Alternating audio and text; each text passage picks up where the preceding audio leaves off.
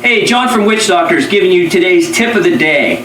What we're going to talk about today is painting. Okay, so I know season's coming, everybody's getting excited, they want to do some stone chips, or you bought some parts over the winter, you want to paint them up, you bought some saddlebag lids or a fairing, a trunk, whatever, and you need to paint it. So we're getting all kind of questions right now. I see them on Facebook, we're getting asked all the time, how much paint do I need? How do I know how to mix the paint?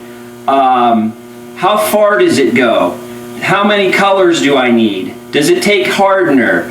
All those questions we get asked all the time. We offer the paint on the website, okay, so we have all the Victory paints. It's the exact paint, so it's not something color matched. And a little bit of my experience, I've been painting for more than 30 years, so I know all the things, the little camera they put on the paint, and they try to match it up. Sometimes you get close, sometimes you don't. The one thing with the Victory paints is they have a lot of pearl and a lot of metallics in them. That is really, really hard to try to match at the local paint store. Now, if you're painting an overall bike or something like that, that'll work because you're not actually matching it to other parts that are on the bike. Okay, so keep that in mind. If you're gonna just paint everything, you can get the paint at the store.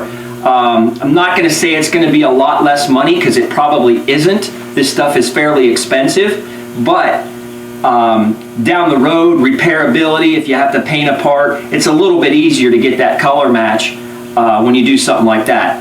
If you're just painting a trunk or a fairing or something like that and your bike is already painted, you definitely want to go with the factory paint. Now, I'll probably take a lot of flack on that because there's a lot of companies out there that make the touch-ups, and that's true, and some of them are close. If close is good enough for you, have at it, okay? If you want an exact match, this is the way to go with the factory paints, okay? I'll talk a little bit about some of the other paints too, but just to let you know, we do have that on the website, so if you have any questions, you can shoot us an email, Facebook, whatever. But we're gonna kind of just start out. I'm not gonna go through every single step of the way because it's just too much to do. So we're just gonna start out with some basics from safety all the way through.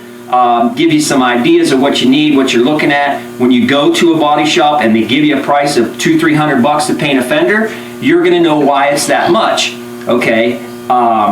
If you wanna try to do it yourself, you can kind of see some of the steps that are required to do it. Some stuff you can cut some corners a little bit. I'll show you some of that. But it is a pretty big job if you've never done it. It's quite an investment on the tools and the materials and all that kind of stuff. But if you do screw it up, you can always sand it off and retry it, okay? So it's not the end of the world.